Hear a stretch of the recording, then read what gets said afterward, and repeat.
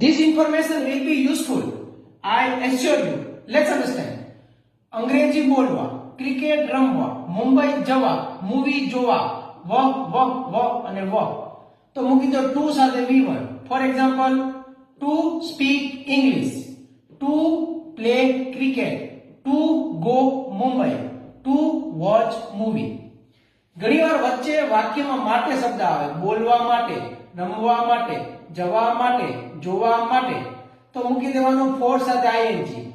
Four speaking, for playing, for going, for watching.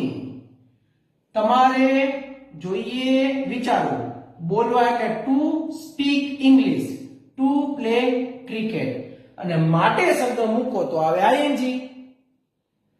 બંને વાક્યના જવાબ તમે વિચારી શકો છો.